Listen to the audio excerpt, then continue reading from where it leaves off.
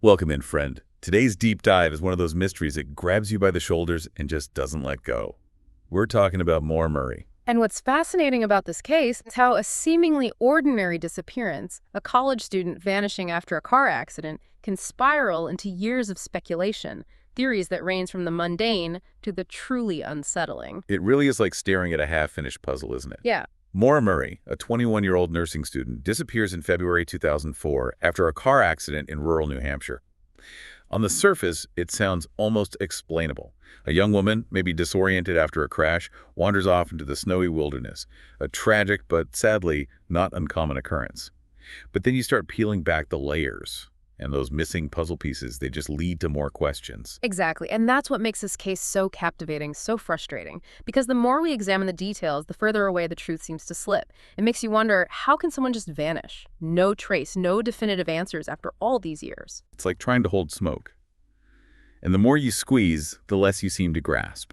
So, for those unfamiliar with Maura's story, let's rewind to those pivotal days before her disappearance, setting the stage, as it were. Because often it's the seemingly insignificant details, the ones that might initially seem irrelevant, that end up holding the most weight. A slight change in routine, a whispered phone call, a sudden, unexplained trip. In Maura's case, we have a car accident a few days prior to her disappearance, which on its own isn't necessarily unusual for a college student. But then we add in the large cash withdrawals, cryptic emails to professors about a family emergency that never happened. These details start to paint a picture of someone potentially in distress, maybe even trying to cover their tracks. And we can't forget about the packing. It's like Maura was preparing for a new life, carefully packing her car, yet leaving behind deeply personal items, things with sentimental value. Why pack for a journey but leave behind pieces of yourself? Was she sending a message? Trying to throw off potential pursuers? Or was this a desperate attempt to hold on to a past she was trying to outrun? It's a contradiction that cuts to the heart of this mystery. If Maura staged her disappearance, why make it so messy? Why not simply vanish without a trace? And why choose a location where someone was bound to see her, offer assistance? The car crash itself, while seemingly explainable, becomes a jarring note in this symphony of strange occurrences. Almost like a cry for help disguised as a getaway plan. Yeah. It sends chills down your spine just thinking about it. All right, so we have this backdrop of puzzling behavior, the sense that something is off-kilter. Fast forward to February 9th, 2004, the night Maura vanishes. Picture this. A snowy, rural road in Haverhill, New Hampshire. Maura's car, a little worse for wear after a single car accident, rests just off the road. It's not a horrific wreck, certainly not something you'd expect to be fatal, and here's where that tight, almost claustrophobic timeline kicks in. This is where the air gets thick with intrigue, wouldn't you say? A passing motorist, just someone going about their day, spots Maura by her car. They stop, offer help, the kind of human decency you'd hope for in such a situation. But Maura, seemingly calm considering the circumstances, declines. She insists she's called for roadside assistance, but here's the catch. She hasn't. And now the clock is ticking. Minutes later, police arrive responding to the report of the accident. But Maura, gone, vanished. No note, no footprints in the snow, no sign of a struggle. It's as if she simply stepped out of existence. And that's where the real head-scratching begins. This brief window of time between the motorist's encounter and the arrival of the police becomes the fulcrum upon which countless theories teeter. Was someone else on that road, someone Maura knew, or, more chillingly, someone she didn't? Did something spook her, causing her to flee into the darkness? Or was this meticulously orchestrated, the accident itself a calculated distraction, the vanishing act perfectly timed? Talk about a mystery wrapped in an enigma. It's enough to make your head spin. So let's try to untangle this web, shall we? We've got a disappearance that defies easy explanation. Let's explore the possible scenarios. Those theories that have kept internet sleuths and armchair detectives glued to their screens for years. And perhaps the most debated, the one that sparks endless what-ifs, is the idea that Maura orchestrated her own disappearance. The classic runaway theory. Right. Could this have been a young woman, weighed down by pressure, maybe harboring a secret, deciding to simply erase her life and start anew? It's a compelling narrative that claims to support it. We have the withdrawn cash, a significant sum that suggests premeditation, the misleading email to her professors, painting a picture of a family emergency that never was, and of course those personal belongings left behind like breadcrumbs leading to a dead end. It's almost as if she was trying to create the illusion of a life willingly abandoned. But that's what I find so intriguing about this theory. It's like fitting square pegs into round holes. If Maura wanted to vanish, Why go to such lengths to stage an accident? Why not simply slip away unnoticed, truly vanish without a trace? The car crash, the encounter with the motorist, it all seems so counterproductive, wouldn't you say? Exactly, and that's the crux of the argument against a planned disappearance. It's the inherent contradiction that leaves us questioning Maura's true intentions. If she craved a clean break, why choose such a messy exit? It's like she was sending mixed signals. And then there's the question of those belongings. If you're starting a new life, wouldn't you shed the remnants of your old one? Those deeply personal items, the things we cling to for comfort and connection, wouldn't they tie you to a past you're desperate to escape? It's almost as if she wanted to be remembered even as she was trying to disappear. And that's where the psychology of someone staging their own disappearance becomes so crucial to consider. What leads someone to make such a drastic decision? Is it a spur-of-the-moment act of desperation or a carefully calculated plan? And what role, if any, did those personal belongings play in that decision? Were they tokens of a past she couldn't bear to completely erase, or were they strategically placed decoys meant to mislead investigators? It's like she was playing a game of chess, but we don't know the rules, let alone the next move. And maybe, just maybe, that's the point. What if the accident, the belongings, those seemingly contradictory elements, were all part of a larger plan, one so intricate, so unexpected that it's taken us years to even glimpse its edges? Now you're venturing into the territory of masterminds and double bluffs. And while we can't discount the possibility of a meticulously crafted ruse, we also have to consider the possibility that Maura's disappearance wasn't entirely self-directed. Which brings us, of course, to the theory that sends a shiver down the spines of even the most skeptical among us: foul play. Okay, so let's go down this path a bit. We've got a young woman, alone, a dark and isolated road, and then nothing. It's like a scene ripped from a true crime podcast. And what makes this theory so persistently unsettling is the very lack of evidence we keep circling back to. If Maura simply wandered off, disoriented after the accident, or met with some tragic misadventure, wouldn't we have found something by now? A footprint in the snow, a piece of clothing caught on a branch, some indication of her path. You would think so, right? Especially with the sheer manpower dedicated to finding her. Trained search teams, dogs, helicopters, even those dedicated online communities, those digital detectives poring over every detail, yet nothing. It's as if the wilderness itself has conspired to keep her secrets. And that silence, that absence of any trace, can be more deafening than the most incriminating piece of evidence. It whispers of a crime committed with such precision, such chilling forethought that no trace was left behind. Or it hints at a perpetrator so intimately familiar with the terrain, so adept at covering their tracks that they've managed to evade detection for years. But even in the darkest of scenarios, there's usually a crack, a sliver of light that pierces the darkness. Some clue, some whisper of what truly transpired. So what could explain this absolute lack of evidence?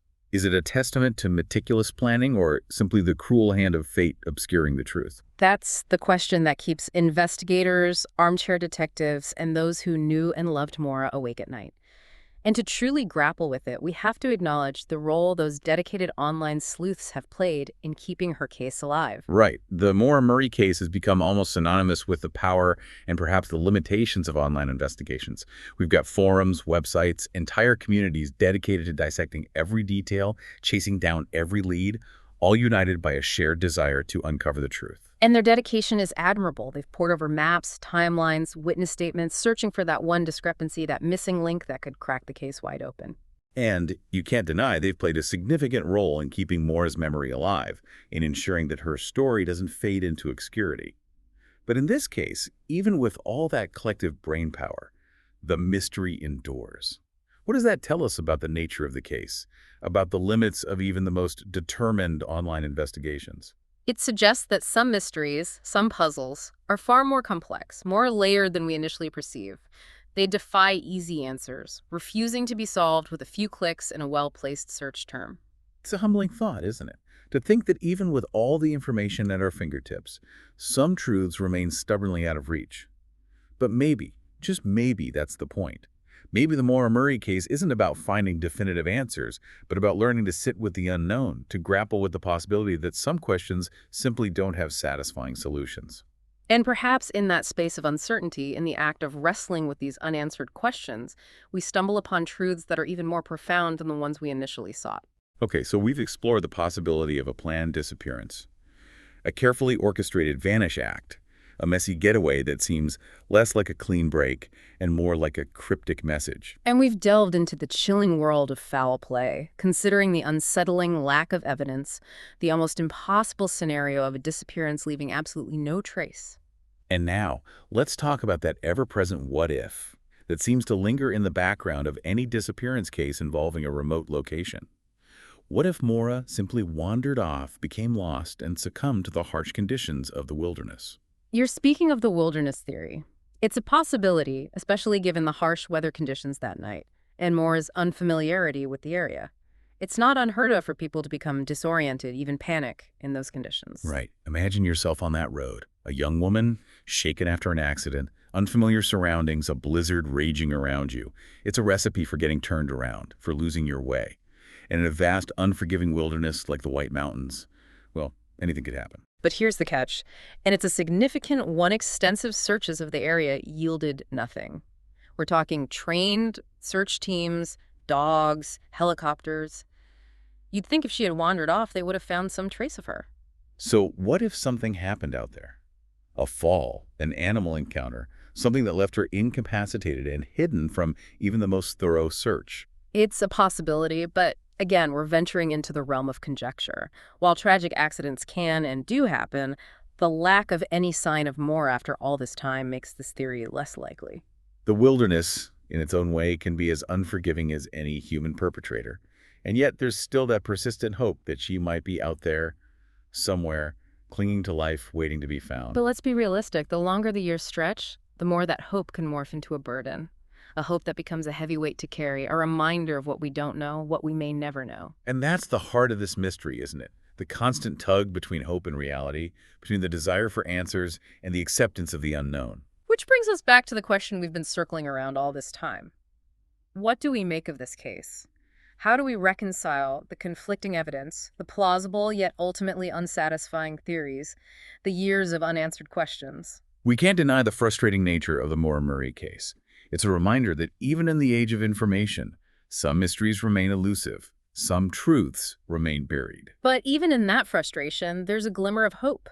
It's the hope that perhaps by continuing to explore this case, to ponder its nuances, to engage with the different perspectives, we might find a way to approach the truth, even if it's not the truth we expected. Because sometimes understanding a mystery isn't about finding a definitive answer. It's about embracing the complexity, the contradictions, the unsettling gray areas. And perhaps by acknowledging those gray areas, we come closer to understanding the human heart, the depths of our own capacity for mystery, for longing, for a truth that remains just out of reach. So as you reflect on this deep dive on Maura's story, let those gray areas linger. Let them challenge your assumptions, inspire your own curiosity, and spark your own sense of wonder. Because the Maura Murray case is more than a missing person case. It's a reflection of our own human nature, our insatiable desire for understanding, and our profound capacity for mystery. And that, my friend, is why this story continues to captivate us, to haunt us, to remind us that even in our technologically advanced world, some truths remain elusive, some mysteries remain unsolved. You know those disappearances that just stick with you? The ones that start out totally normal and then take this weird turn. Oh, absolutely. The ones that make you question everything. That's Brandon Swanson's story. Yeah, it's a tough one. It was May 14, 2008. Brandon was 19, living in Minnesota, and he was driving home after hanging out with friends. So just a regular night, nothing out of the ordinary. Exactly. Yeah. A typical way to end the school year, right?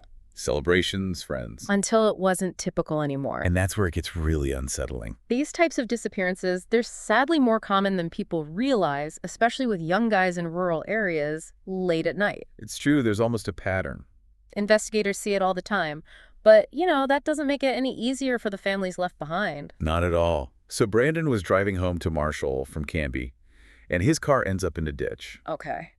And this wasn't some deserted road in the middle of nowhere. It was a gravel road near a town called Taunton. So he's not completely unfamiliar with the area? Exactly. He knew the area, probably drove those roads a bunch of times. It's not like he was miles off the beaten path or anything. Which makes it even stranger. Right. How do you vanish under those circumstances? It's 2 a.m. He does what anyone would do, calls his parents for help. Makes sense.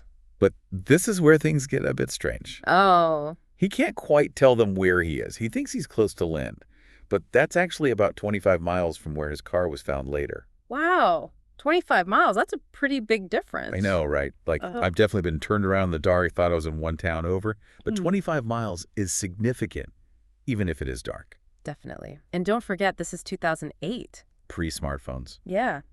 No relying on GPS back then. They're trying to find each other using landmarks, flashing their headlights. Can you imagine the frustration? Oh, totally. And what's really eerie is that Brandon seemed pretty calm during the call. Really?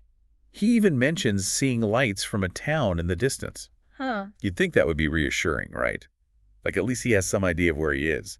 You'd think so, but those lights... Well, we'll get into that. But you're right, he does sound surprisingly calm given the situation. It's almost like a stillness before a storm, you know? Yeah, it's unsettling. And you know what else is strange?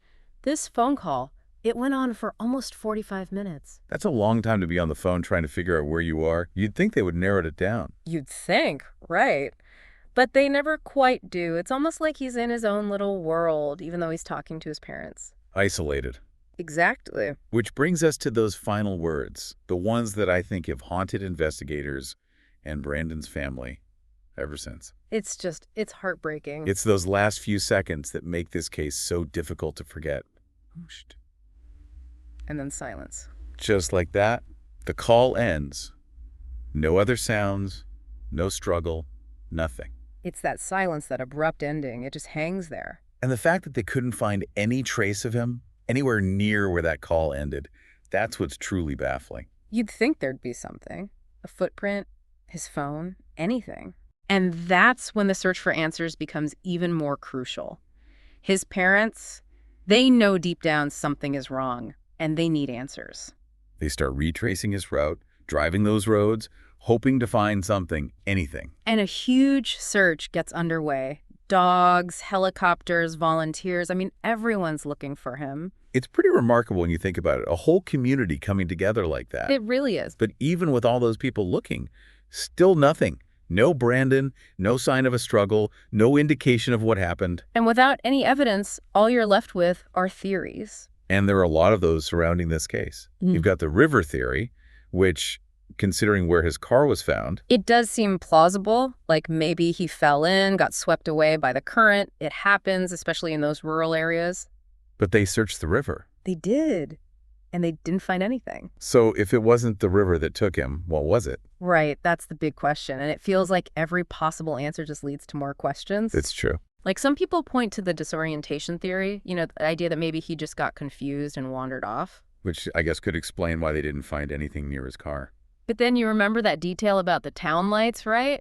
He told his parents he could see lights in the distance. Yeah, and if he wasn't near Lynn, then what was he seeing? Exactly. That's so creepy. It's like a clue that leads to nowhere. It really is one of those details that sticks with you. Like, was he just misjudging how far away things were in the dark? Or was it something else? Right. And we can't ignore the possibility of something more sinister happening.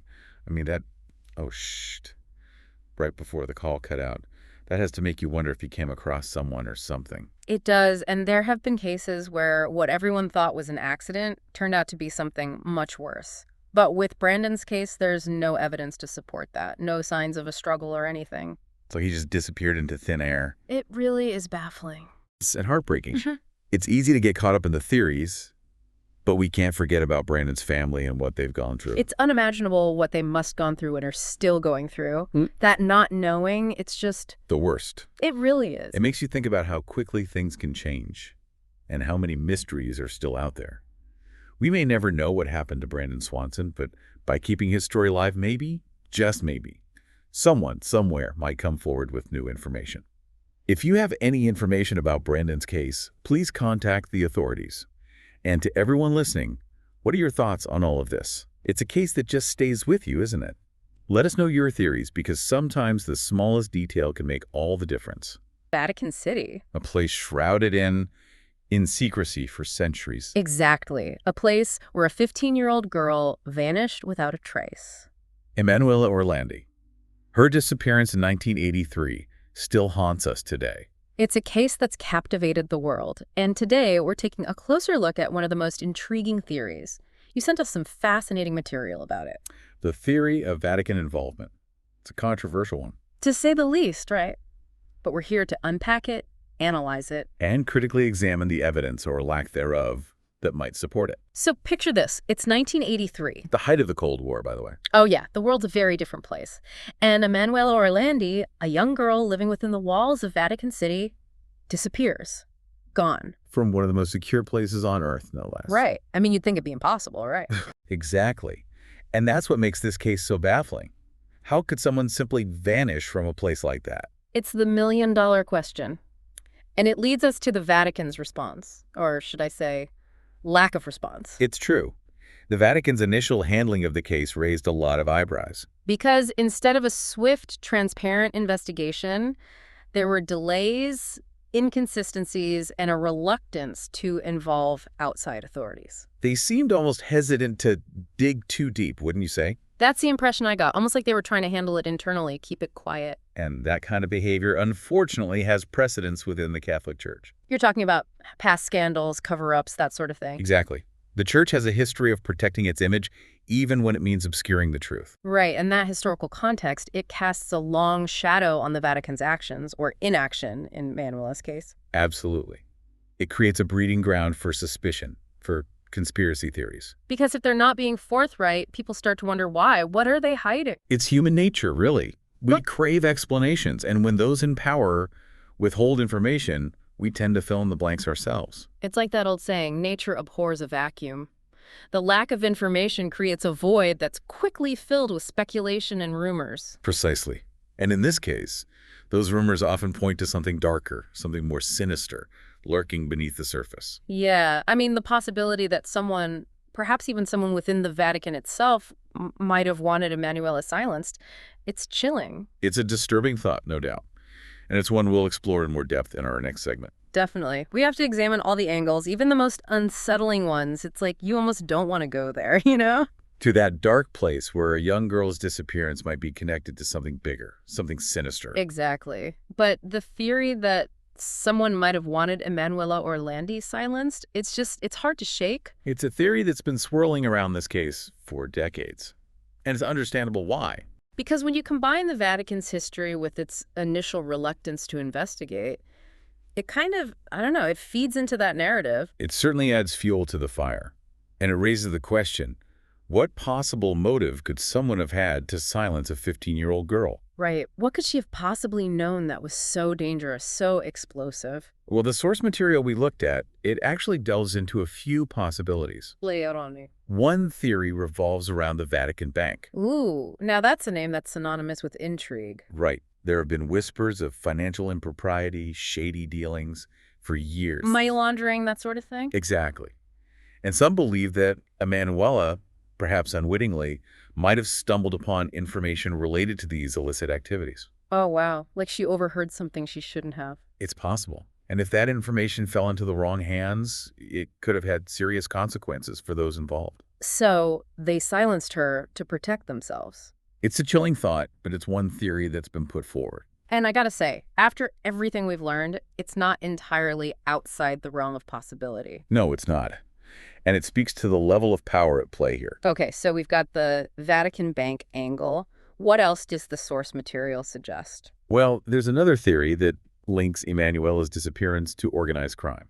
Wait, you mean like the mafia? The very same. Whoa. Okay, so how does the Vatican, the Holy City, get mixed up with the mob? Well, it's important to remember that despite its spiritual role, the Vatican also operates within the secular world. Meaning it has financial interests, it makes investments, it engages in deals, and sometimes those dealings can attract unwanted attention. So you're saying it's possible the Vatican got entangled with some shady characters? It's not beyond the realm of possibility. There have been allegations of connections between the Vatican and organized crime for years. And if Emanuela somehow got caught in the crosshairs of that, well, I can see how that could lead to a motive for her disappearance. Exactly. And it highlights a crucial point in this case, the intersection of power, secrecy, and the lengths some might go to protect their interests. It's a dangerous combination. And in Emanuela's case, it seems she may have paid the ultimate price. It's almost like the silence itself is deafening, It's true. The unanswered questions, the missing pieces of the puzzle, they create this void. And that void, it just gets filled with speculation, with theories, with this unshakable feeling that something isn't right. And in Emanuela's case, that feeling is amplified by the fact that the Vatican, an institution known for its secrecy, has been so reluctant to provide answers. Exactly. It's like the more they try to control the narrative, the more suspicious it seems. It's a classic case of less is more, or in this case, less information leading to more suspicion. Right. Like if they'd been transparent from the beginning, maybe things would be different. It's possible. But the fact remains, after 40 years, we're still left with more questions than answers. So where do we go from here? I mean, is there even any hope of uncovering the truth after all this time? Well, the source material we looked at, it suggests that there might be a glimmer of hope. Oh. Tell me more.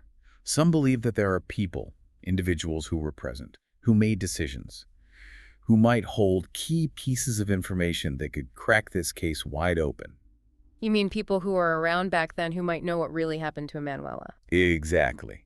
And perhaps after all these years, they might be willing to come forward to share what they know. Maybe out of guilt or a desire to finally clear their conscience. It's possible time changes people.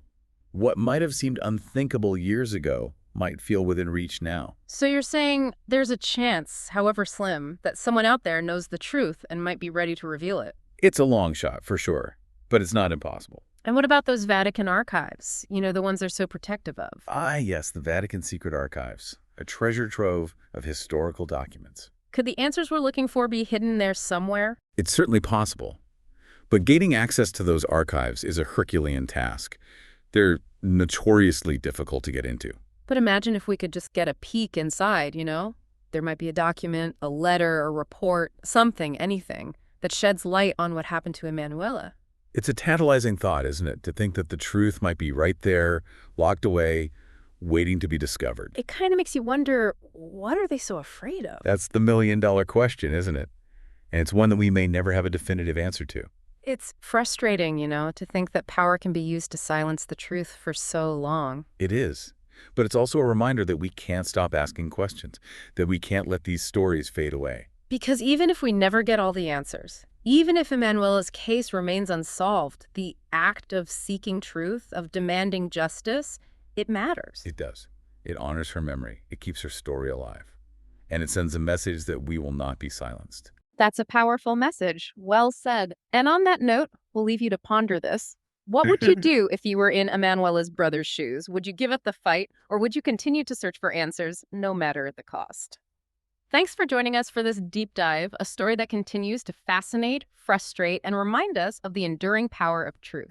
The vanishing of Emanuela Orlandi, Yeah. and the fact that it all goes down in Vatican City. Come on. I was hooked instantly. It's one of those cases, right? It just draws you in. Right. And I know you guys are right there with me because, I mean, the articles, the podcasts, all the stuff you send over on this, seriously compelling stuff. Yeah, the location itself, Oh, no. Vatican City. You're right. It just adds this It's another level. whole other layer to it, It's not just some... to a story that's already some tragic disappearance, right? Exactly. This is like potential, like high-level conspiracy stuff. Yeah. But okay, before we get too far down that rabbit hole, Right. we've got to lay down the facts. Of course, yeah. Okay, so June 22nd, 1983. Imagine Rome. Ordinary day, right? Right. 15-year-old Emanuela Orlandi, her dad, Right. works for the Vatican. Okay. She's heading out, music lesson, just like always. And that's it, right? That's the thing that always gets you. Oh, tell him, man. That ordinariness, right? Just Yeah. underscores, like, how sudden it was, Yeah. no explanation. Oof. Gone. Exactly. And the last place anyone sees her, it's near a bus stop. But here's where, okay, you ready? Yeah. You included this account from a friend of Emanuela's Right. who remembers her talking about this job offer. Uh-huh. And this job offer, it's strange. Yes. The mysterious job offer. Yeah. So apparently, a few days before she disappears, Right.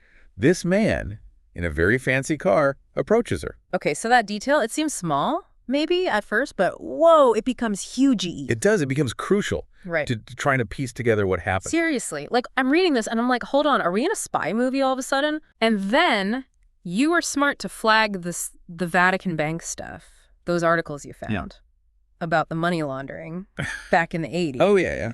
This job offer, luxury car, to Emanuela Was that a way to lure her in? Was it connected to whatever the Vatican Bank was involved in? I mean, it's chilling to even, think about. It's a strong possibility, and it makes sense to explore that. Right. Given what we know about that time. Total. About the Vatican Bank. Yeah. And these rumors of organized crime. I mean, it's not outside the realm of possibility. Not at all. Right, because it's not a secret. There were whispers. Right. Yeah, lots of them. Shady dealings, the Vatican Bank, the mob. I mean, kidnapping. Especially someone connected to the Vatican itself. Talk about pressure. Brutal, but yeah, effective. Very effective. A huge power play. Definitely. I mean, you can't ignore the potential motive there, right? No way. No way. The stakes just went way up. So, okay, imagine this. You're an investigator in 1983. Yeah. You've got this missing girl, Vatican ties, whispers of the mafia. Right, and as if that's not enough. Oh, there's more. Oh, yeah, the case gets weirder just a few weeks later. Phone calls. The phone calls. See, I knew we were going to get to those. Had to. Because if we thought things were already complicated, Oh, yeah. these calls, it's a whole other thing. Exactly. They weren't random, you know? Not at all. These were claiming to be from a terrorist group. And they had Emanuela hostage. Exactly. Okay, but hold on, it gets even crazier. They didn't just say, we're terrorists and leave it at that. They got specific. Right. They actually connected her directly to Mehmet Ali Aska. Okay, so for those of us, and I'm putting myself in this group who might need a little refresher, who was Aska and what does he have to do with Emanuela Orlandi? Right. So Mehmet Ali Aska, he was Turkish, part of this group, the Grey Wolves, very far-right ultra-nationalist. Intense. Okay, so... And back in 81, yeah.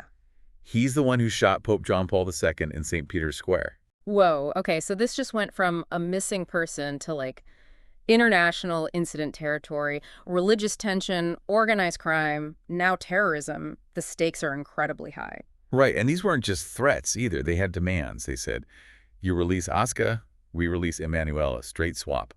Okay, but even if they weren't legit, whoever was making those calls, Oh, yeah? they knew how to get attention, and they knew how to mess with an investigation. Yeah. Makes you wonder, right? Who benefits from all that chaos? Time distraction. Was it really about freeing this guy, Aska? Or was it a way to cover up something else going on, something even worse? It's possible. Yeah. And that's where we get into, the Vatican's response, or Oh, actually, here we go. or lack thereof, right? The Vatican's silence. It's deafening almost. You think, okay, a missing girl, daughter of a Vatican employee, they'd be shouting from the rooftops, right? We're doing everything we can. Total transparency, especially these days, right? People are skeptical. If you're not open, people wonder what you're hiding. And in Emanuela's case, it feels like the Vatican, they really set the stage for all that distrust. Right, and it's hard because you've got to remember, this is an institution steeped in tradition. Right, centuries of it. Centuries. Secrecy built in. Right. And they don't answer to just anyone. There's a hierarchy. Right, right. And so this reluctance to just work with the Italian authorities Oh, yeah. just fueled the fire, made them look even worse. More fuel on that fire because people started talking about a cover-up. How could you not? What were they hiding? It really is like the million-dollar question. What could they have been hiding? That's what gets you. Right? Yeah, and it just spiraled, the speculation, everything. People see that, they see him being tight-lipped, and it's just automatic. Suspicious. 100%. It's human nature.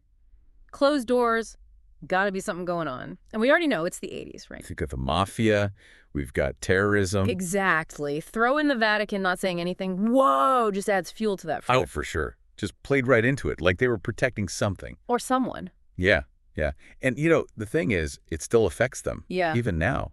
This lack of transparency, people don't forget that. It's true. And this was, what, the 80s? But it's like we see it over and over. It's not just the Vatican. Oh, no. Governments, companies, anything like that. They try to control what people know. It backfires. Especially now, right? Information's everywhere. Exactly. Okay, so we've got mafia theories, terrorism theories, a Vatican cover-up. You ready for this? 2019. Yeah, 2019. That was a big year for this case. The year of the tombs. Okay, I know we talked about it a little before, but seriously, of all the twists and turns, and we've had some good ones. We have. This one, it's up there. It was huge at the time, yeah. You sent that news clip, right? Like, I'm watching this, and the whole world, it's like obsessed. Everyone was glued to their seats. Because think about it. Decades after Emanuela's gone, out of the blue, I get this tip. Anonymous tip, it leads them to a tomb. In the Vatican, no less. Not just any tomb. A princess. A 19th century German princess. Talk about a curveball. I mean, it just goes to show you, right, how much people wanted answers in this case, even after all that time. It was like a history lesson and a thriller all at once. But then, the reveal. Or lack thereof, I guess you could say. The tomb, empty. No princess, no Emanuela. Nothing. Talk about an anticlimax. Right. But then, at the same time, my mind's going, oh, mile a minute. Who sent the tip? Why? Were they messing with everyone? You have to wonder, was it a prank or a real attempt to help? But the information got messed up somehow. It's like, that's the thing about this case. It's layers on layers. You mentioned it. Some people thought it was cursed. Like, it'll never be solved. There's just something about it, Yeah. that makes you think that way. I get it. I do. But we have to talk about the other side of this, the really awful possibility that something truly terrible happened to Emanuela. It's hard to think about, but yeah, with what we have, It's there. you can't shy away from it. And the thing is, it's not just a theory out of nowhere. It comes from a very real and very sad history. Abuse in the church. It's true. And it wasn't just the history either, the timing of it all. Remember, you pointed this out? Lots of stuff happening back then. The scandals. The Vatican Bank. Organized crime. The Vatican was under a microscope. Big time. So maybe, and this is scary to think about, but maybe Emanuela saw something, heard something just by chance that someone wanted to keep quiet. And those in power, they would do anything to keep it that way. It's terrifying, because even if there's no proof for that specific theory, it could have been something else just as bad that they wanted to hide. And that's the thing with this case. You never really know. It's wild, isn't it? All these theories, years of investigation, and we're still, basically back where we started. It's true, and that's the tragedy of it, of the Emanuela Orlandi case. I mean, it's like, it just never goes away, It's that lack of closure, I think, for her family, but even for us, just learning about it. It's like something awful probably happened, and we may never even know who to blame. It's a lot. And can you imagine if it's that much for us, just thinking about it? Her family, it's got to be so much worse. Oh, right?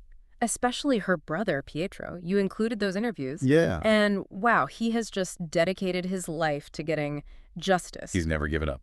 It's heartbreaking, but it's also he's so strong. It's inspiring, It is. He's become this symbol, for families of missing people. Yeah. All over. They've lost someone, and he reminds them, you never stop fighting.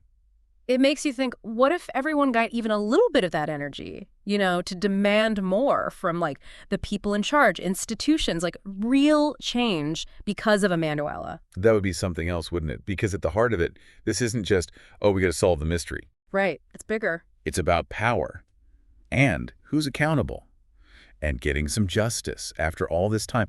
It shows you, even now, right? Truth isn't always easy to find. Someone can just hide it. And that's what we have to remember. We can't just be oh, that's sad and move on. We've got to think for ourselves, question what we hear, especially when it's powerful people involved. We can't just trust blindly. Because what happens if no one speaks up? The people who did something wrong, they get away with it. Exactly. For Emanuela, for her family, anyone who's been through something like that, we got to ask the tough questions. Never give up, Keep searching for the truth. It's the only way. And maybe if we keep talking about it like we are now, shining a light on these things, maybe it won't happen again. That's what I hope, at least. It's a good thing to strive for, that's for sure. This deep dive, it's been a lot, honestly, but so eye-opening at the same time. This case stays with you, yeah. It does. It really does. For anyone listening, I have a feeling if you're anything like us, you're going to be looking this up later. Trust me. Oh, there's plenty more to find. The rabbit hole is real. So what do you think? What sticks with you about all this? What do you want to look into more? Whatever it is, don't stop digging. And never stop believing, even when it's hard, that the truth, it'll find a way out, eventually. So well said. And on that note, we're going to leave you with the mysteries of the Emanuela Orlandi case. Head first into a cold case that's had us scratching our heads for almost 20 years now. We're talking about the disappearance of Brianna. Yeah, it's incredible how some cases they just stick with you, the mystery just keeps getting deeper the more time passes. Absolutely. And this one really starts with a real head scratcher. Okay, so picture this. It's 2004. Brianna vanishes. Gone. But here's the thing. Her car, it's found abandoned. But it's not just abandoned. It's backed into this old farmhouse. I mean, come on. Who backs their car into an abandoned farmhouse? It's almost like whoever did this, they wanted to make sure it was found, but they also wanted to control how the scene looked, Send a message, maybe? Okay, so you're already thinking what I'm thinking. But wait, it gets weirder. The podcast we're looking at today, they mention how Brianna's stuff, it was scattered around the car. Mm-hmm. But get this, no signs of a struggle. So what's that tell us? Well, on the one hand, those scattered belongings make you think maybe it was a quick escape, right? Or someone trying to make it look that way. But no struggle. That's a big one. That could mean Brianna knew whoever took her, or at least wasn't completely terrified of them. It makes you rethink that whole random attack idea, doesn't it? Yeah, it's almost like we've got all these puzzle pieces, but they got tossed around before we could even see what the picture was supposed to be. So where do we even start trying to figure out what happened to Brianna? Well, if we want to untangle this web, we've got to look at why, right? The motive. And that's where the podcast really takes us down this rabbit hole of rumors and whispers and so many unanswered questions. Okay, so just when you think you're starting to get a grip on things, the podcast throws this curveball. They're whispers, right? People saying Brianna was mixed up with a rough crowd, maybe even connected to drugs. It's like you hear that and it really makes you wonder about the people we surround ourselves with, you know? And the risks, especially someone young like Brianna, was this rough crowd thing just a phase? Or was there something more to it?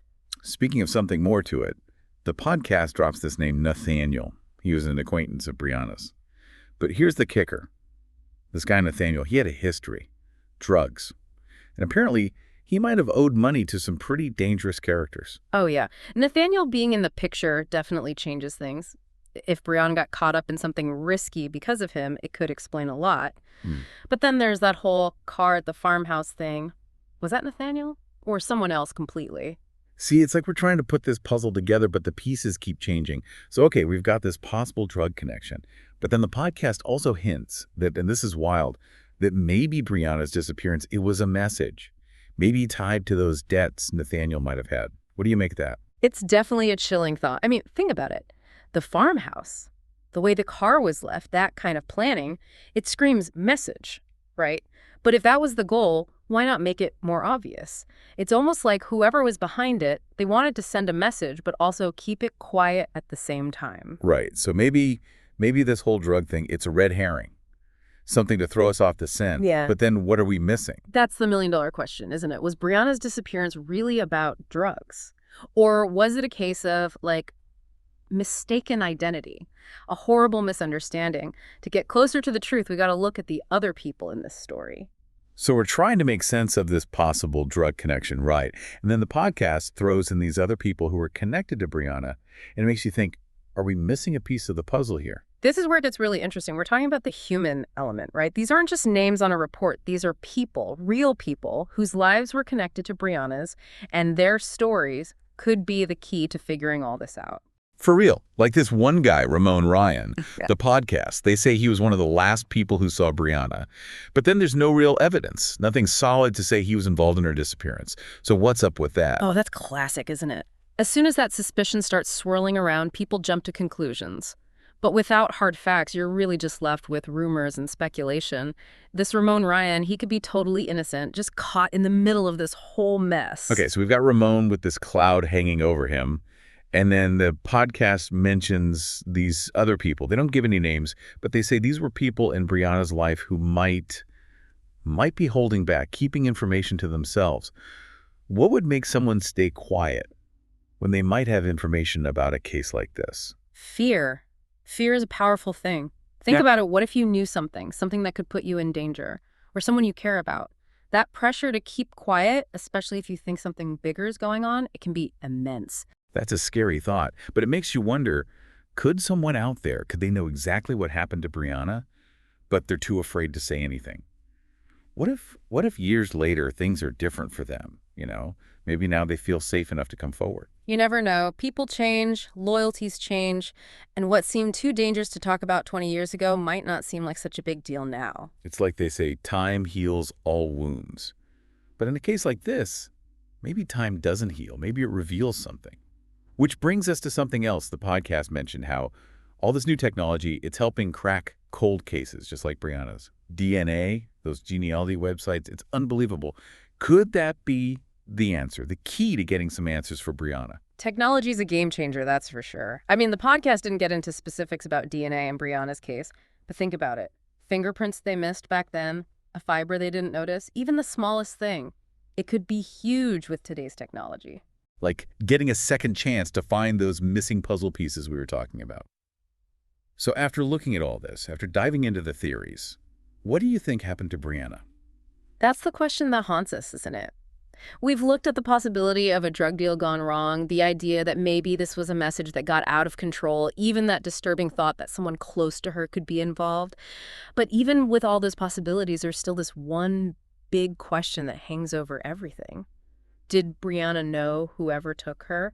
The podcast, they never really answer that. That's a chilling thought to end on, isn't it? If she went willingly or if she was taken against her will, it changes everything. It's like maybe we've been looking at this whole thing the wrong way all along. It reminds us that the truth, it can be a slippery thing. Sometimes it's hidden right in front of us, buried under fear, time, all the messy stuff that comes with human relationships. Brianna's case, it really highlights how important it is to keep these cold cases alive, to keep searching for answers for those who've vanished. It's a reminder that every case that goes unsolved, it represents a life that's been cut short, a family left wondering. Brianna's story might be a mystery for now, but hopefully, by keeping her story alive, by encouraging anyone who knows something, anything, to come forward, maybe one day those puzzle pieces will fall into place.